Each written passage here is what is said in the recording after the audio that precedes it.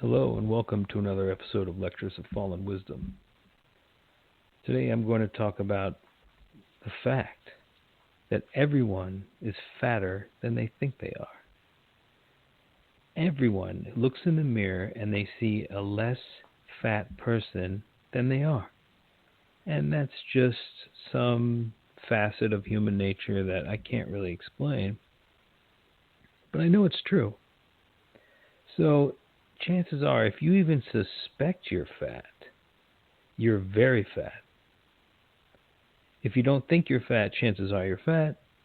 But if you think you might be fat, you're very fat. Now, what is fat? There's this whole thing about you should accept people for being fat, and you shouldn't be a fattest, and you shouldn't go after people for being fat. We don't want people to be fat. Being fat is being sick. So we want people to be healthy. So that's a symptom of sickness of their body. Now, what causes this?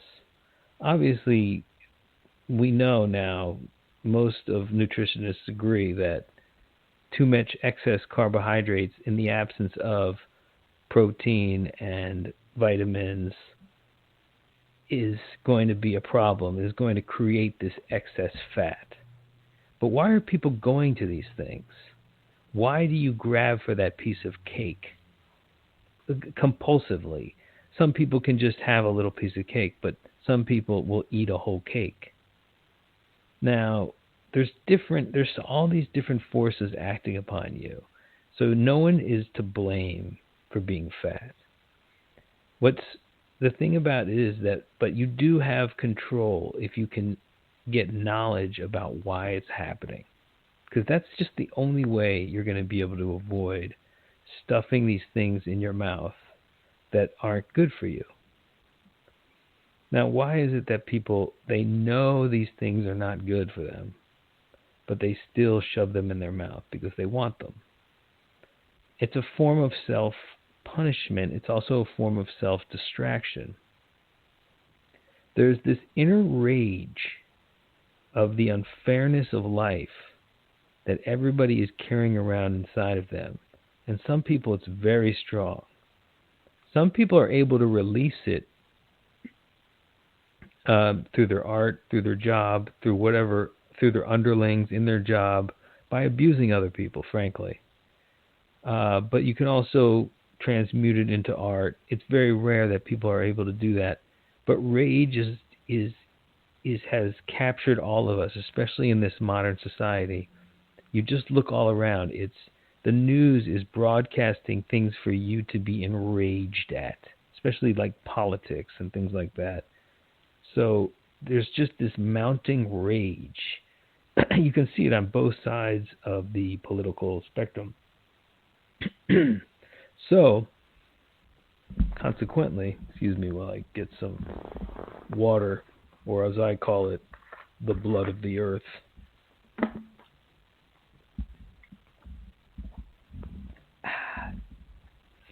Straight up, no ice. So anyway, we want to figure out what's going on here. So we have the gut. The gut has a delicate balance between fungal elements and bacterial elements.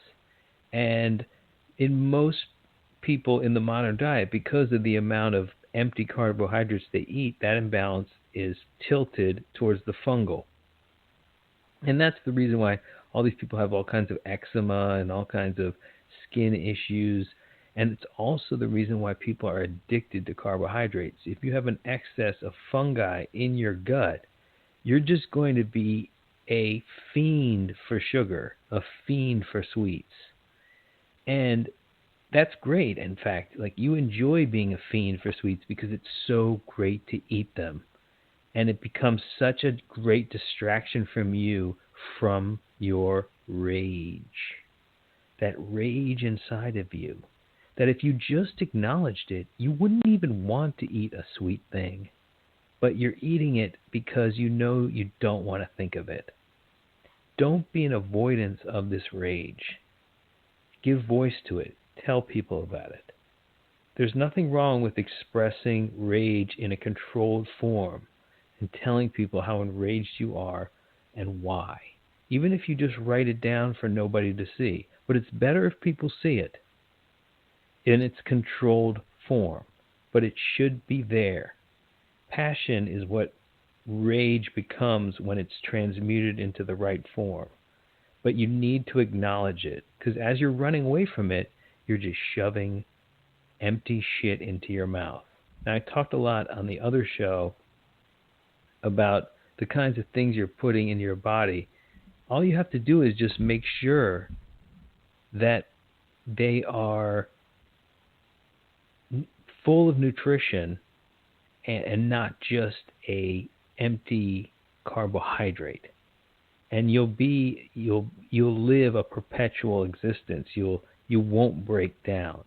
The thing that's causing us to break down is all this food stuff that we've been inundated with, that has been substituting for our food, but is really just nothing more than an incomplete nutrient, which our body has to digest our own nutrients to digest it. So we are eating like bleach. Think about it like that, like drinking a cup of bleach. That's essentially what you're doing when you eat a candy bar. It's breaking you down on that level. And that explains the white hair. That explains the wrinkly skin. That explains what looks like to me of people having gone through a radiation chamber. And it makes sense because the broken isotopes, which are called free radicals, and I don't even know if this terminology is correct, but the broken molecules of this incomplete food is creating a radiation effect on our bodies that is similar to radiation poisoning.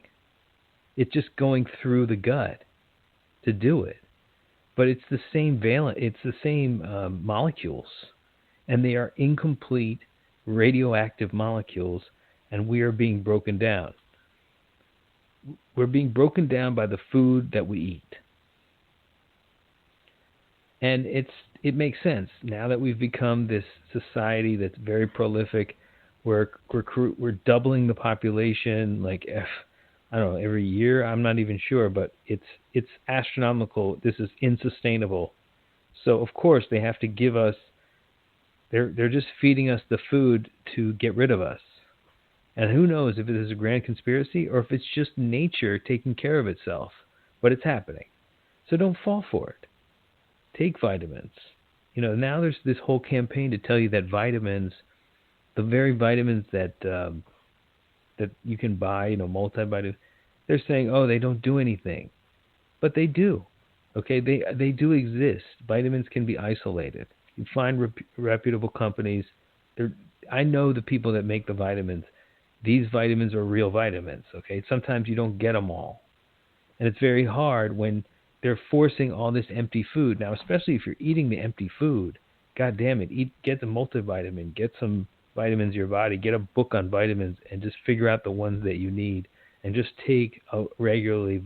If you're going to eat this diet, you better take some vitamins. But it's really hard to resist in social settings and things like that. And sometimes you're just tired and you just want something, and you're going to eat something that's bad. And there's nothing wrong with that. But the problem is, realize why you're doing it. You're doing it to quell the rage inside of you. As soon as you get rid of this rage, a lot of your problem, you'll never get rid of it, but as soon as you acknowledge the rage, a lot of your problems of self-control become gone. Because you tend to try to exercise your willpower over your eating habits by just sheer will. But nothing ever is accomplished through sheer will. Will is like the idea that you could actually do something against what you already know. And you won't. You need to know something in order for the will to do or not do it. So, for example, if you just know that you have this rage inside of you, and you acknowledge it, and you realize where it's from, and you just make a list of all the things you're angry about, you're not going to overeat that day, because you're going to not need to distract yourself from the things that you just put down on that page that are just going to be floating around in your head. You're not going to need a nice dose of serotonin based from the food to help you through that. So as long as you can acknowledge the inner rage, you can get rid of about 15 pounds of fat right off the top. Now, you just have to acknowledge the rage, write it down, put it in some form, either telling it to somebody or writing it or painting a picture, writing a song. Something has to be made of this rage. You can't just let it sit inside of you, because then you're going to try to kill yourself to kill the rage. So every little candy bar you're going to eat, you're just eating it to distract you from not wanting to think about this thing, which you need to think about, and you need to write down. You need to express it. It's like a zit. You have to pop it. You can't just sit there and have a zit on your ass, you know. It's gonna start hurting. So when it comes to a head, you pop that motherfucker. So here it is. Life is going to be very easy for you once you understand this whole process of eating. It shouldn't be difficult. You should eat what you want. But what you get determined what you want by how you feel. And if you're feeling rage, you're going to want a lot of sweets. Just because it's very, especially if you, or you're just going to want other kind of junk food. Stuff that's not healthy. And there's this weird self-punishment that goes on. And also just wanting to distract oneself. So you almost will willingly give yourself an overabundance of yeast in your gut so that it can control you like a junkie. So that's another thing, is once you become addicted to carbohydrates, you are a junkie. And it's going to take a long time. You're going to go into some withdrawal. And you need to gradually pull back on it. Don't go crazy with it. But there's nothing that you're going to be able to do through willpower. Remember that. It's not about willpower. It's about knowledge. It's about understanding the rage that's inside of you, where it's coming from, why you feel it, and also how it's driving you to crave certain things that aren't good for you. And this is not just food. This is drugs. This is all kinds of things that are just over an abundance of. Even entertainment is just not good for you. You know, you could just like watch TV to death because you just don't want to think about your problems. And you don't want to think about the rage that's inside of you. And this rage can take the form of sadness. It can take the form of hopelessness. It can take the form of many different negative emotions. But essentially, it's rage. It's rage that you are forced to endure these negative emotions. It's rage that in all this abundance, you are here stewing in something horrible. How is that possible? It's just the rage at that. The rage at being enraged. But it's there, and you have to acknowledge it. And then once you do, you're not going to have like knock that candy bar out of your hand. You're not going to think about, oh, I can't eat this or I can't eat that. You're just going to eat what you want. It's not going to be that big of a deal. But the first thing you need to just draw back on, though, is just empty calories. You know, fruit, okay. Fruit is nature's version of the empty calorie. It's definitely better than the candy bar, but it's still, that's what it is, okay? We know what it said in Genesis. Like, they were talking about an apple. They're talking about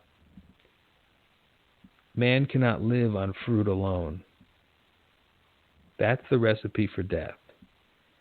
And I think in admonishing Adam and Eve from eating just the apple or just this apple tree, the idea was that if you really develop a taste for these, you will no longer be immortal. I mean, it was a very straight up tale that this God was giving to these two humans. Just like, you're going to die if you eat a lot of these. And I don't think they just ate one. I think our race became farmers and started eating the empty calories. We're just like bugs. We're like flies. We're like insects. We don't know what's good for us. And we all just gravitated to that stuff. It became self-addicting. It's the greatest junkie rush ever to eat a piece of chocolate cake. And some people don't have that. They don't have that addiction. But the ones that do know what I'm talking about. So it's stronger than you, okay? It's a lot to do with your gut. Now, a good way to balance the gut is just eat a lot of plain yogurt. Don't sweeten it with anything. Sweeten it with monk fruit or stevia. And then eat just vegetables, non-starchy vegetables, meat. I don't even eat meat. I'll eat some fish. And then, like, some of these fake meats that come out, I don't know about them. I think they're all yeast, so they might just end up being bad for your gut. I would just stick to tofu and meat, or fish, and then vegetables. Of course, you're going to go outside the lines here and there, but realize why you're doing it. Find out what little rage packet you're covering up. Try to come to terms with it, at the very least. You might find out that your craving falls away the minute you do. So there's just that very important point. Another thing is stimulants. Stimulants are another version of this empty calorie. So you'll find that somebody who's really hardcore into cigarettes or hardcore into coffee or hardcore into other even harder stimulants, they start to fucking waste away. They start to become very frail because it has even an accelerated version effect on the body, and it breaks it down. It breaks it down in much the same way that the excess sugar does. It floods the blood with all this sugar, and this sugar needs to be digested back into the body, and the only way the body can digest that sugar is by digesting part of its own nutrients from the bones, from the teeth, from the hair. So we get the wrinkling of the hair, we get the brittling of the bones, we get the skin losing vitamins, losing buoyancy, and then we get white hair, we get loss of height. Just everything just starts to fade away. So be careful of stimulants. Be careful of anything that you know that it's just empty on the other side. It's a quick rush. It's not going to be good for you. Now, what happens? Now, you can't have a piece of chocolate cake now and then. Of course you can. But make sure you're eating something nutritious. That's why, like, our tradition of eating a whole big meal and then having a chocolate cake after it is actually smart. Because we've eaten so many vitamins up to getting to that chocolate cake, chances are that chocolate cake is not going to affect us. But it still does. Because we can't replenish no matter how many vitamins you front load, you'll never replenish what it takes out of you at the back end. It's much more, it basically erases your meal. So if you're eating dessert every night after your meal, you're almost erasing the good that you got from that meal. Sure, you're putting more nutrients in, but that dessert at the end is taking more out. It just is. So that's why it's always good. You should take a lot of vitamins. Just take them because you're going to eat. If you really want to eat, something like something taste sweet now and then, make sure your vitamin stores are up. Now, I think you probably should never eat them. I think it's total poison. but even I do. So that's just the contradiction in there, because I'm addicted. I have certain things, I'm just like, oh my God, I gotta have that. But make no mistake, if you're eating them at all, even a little bit, you're fat. You're too fat. You're fatter than you need to be. You're about 15 pounds fatter if you're just eating them at all. Like an occasional dessert, some ice cream now and then. You're just carrying around an extra 15. And that 15 is like 15 hungry mouths that want feeding every day. So it's just another mouth to feed. Now, don't you want to pare down and feed less mouths? So just stop eating these sweet things and realize what's actually getting you to want them. Stop eating these junky foods, like fucking a whole thing of popcorn when you go see the movies. Cut it out, man. If you just get rid of the rage, or acknowledge the rage, or transmute the rage, you won't even want it.